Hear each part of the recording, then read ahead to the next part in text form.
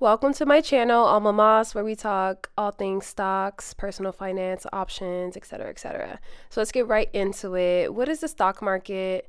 The stock market is basically like a store. So folks can buy and sell different companies that are called shares, and basically like you own a super tiny percentage of that actual company, and yeah, like you can buy it. You buy the shares like on a brokerage account. Like there's Vanguard, Fidelity, Robinhood. So that's where you can actually like buy and sell. Like you have to actually have a brokerage account to do that. So yeah, on the stock market, you basically buy stocks, and like I said, that's a fraction of a company. And so you can own like 100 shares of Apple or 5 shares of Tesla and stuff like that. So when you hear the stock market goes up, that basically means that like, oh, let's say you bought Apple at $100 and it went up to 150 after a couple months or whatever. You basically profited $50 from that stock. And if you had two stocks of Apple for $100 and they obviously the stock went up $50, then now you profited $100 because each contract went up, or each stock that you own, each share has gone up $50. So why do people buy stocks? People buy stocks to make money. It's like betting on a company to do well. So if the company grows, your money also grows. You profit. And then let's say that same Apple example where the stock went from $100 to $150. Now you profited $50. If you were to sell your stock on your brokerage account, right? If you were to execute a buy or a sell order, you would be locking in that $50 profit, because if you don't lock it in and let's say the share went back down to like 110 or something, now your profit went from being $50 to $10. But so yeah, so like I said, the stock can go down. Like the stock market fluctuates, it goes up, it goes down. It's like a wave that's constantly going up. So if the company doesn't do well, the stock price could go down. And so like if you bought Apple at 100 and then it went down to $90, you just lost $10, but you don't actually lose the money until you sell it. So how do you make money in the stock market? There's two main ways. One is through capital gains and the other is through dividends. So capital gains is basically when the stock goes up and your money goes up with it and you can sell for a profit. So like in the case of Apple, if you bought it at 100, it went up to 150, your capital gain is now $50. Now dividends is different. So let's say, for example, Apple does not give, well, let's just use a company that does give dividends, like Coca-Cola. They give dividends, and so they'll give out dividends a couple times a year, and it's basically like a thank you for investing with them. And it's a payout, so you can choose to reinvest that dividend payment or not, and we can get deeper into that in a second. So first, let's go deeper into capital gains.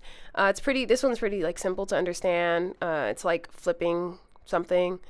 Like let's say you bought some chips, like a box of chips at the store for $15, and there's 20 bags of chips in there, and you sell all of them for $1. You just profited $5. That's not really the best profit margin, but you get the point. Like that, you have the it's just profit basically. Capital gains is the profit of the actual stock, just the value of the stock going up. So here's an example. NVIDIA, which is they make chips for AI. They power these AI supercomputers and everything. So they've been shining basically recently, and so their stock went up approximately $50 per share. So that's like an 8x return for investors.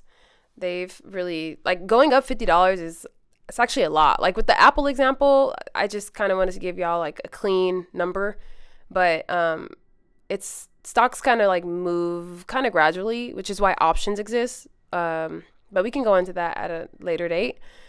This is just the simple stock market stuff. So, okay, so dividends, right? Not every company pays dividends, but there are some that do. And like I said, it's like a small reward, a small bonus for owning their stock. So shareholders are people who own the stock. So dividends are paid to the shareholders. and you get, it's basically some of the profits. So it can happen every few months. And I like dividends because you're basically guaranteed to get money by the end of the year. Like it's kind of like like interest. Like when you put your money in a high yield savings account and they promise to give you 4% interest, you're basically making money on the capital that you already invested. You're making even more money without having to put money in it. So you make money from the stock going up through the capital gains, and you also make money because the company is actually paying you. So some dividend stocks that folks like is O. That's the ticker symbol. The ticker symbol is basically what you call it's like the symbol of the stock. Like if you were to search it up to see like how it's performing. But anyway, you have this one, which is a real estate investment trust. And so they pay about 5% annually. And so different REITs are required by law to pay dividends, and so like to pay out their profit. So you can invest in certain stocks. You can invest in a stock and they don't pay dividends, but you can just rely on capital gains, or you can invest in a stock that, you know, you're hoping the actual stock value goes up and they pay dividends. So it's just a different way to like strategize in your investments. So here are some examples of different dividend stocks that you can consider. The only thing about these is that the actual value of the stock doesn't really go up that much. Like they're very steady, and they're not going to give you the type of gains that Nvidia gives or Tesla. Like things like these type of stocks don't run up. They're more slow and steady, but they're consistent and they're reliable. So yeah, I mentioned it before a little bit, but you can reinvest those dividends. So let's say you get paid $1 for simplicity, right? Let's say you would get paid $1 every quarter that you own this particular stock.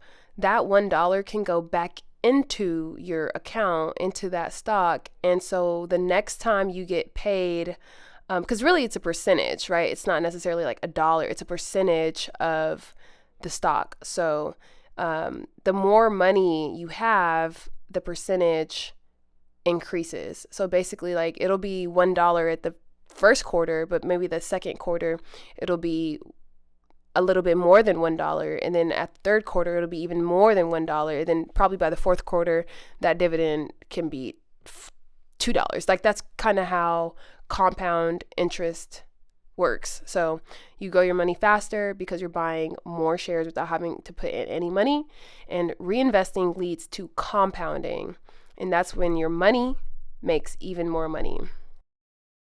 So let's also talk about risk and reward.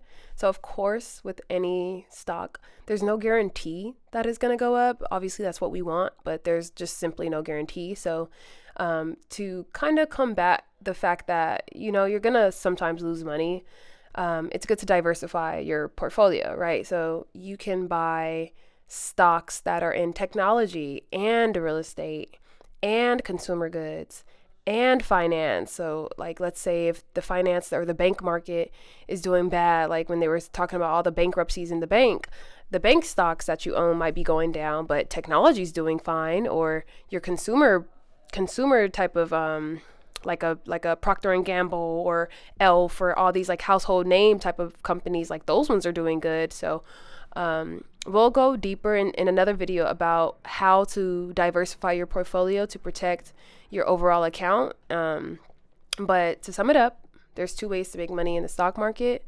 There's capital gains and there's dividends. And the stock market is where you buy and sell different stocks to make money.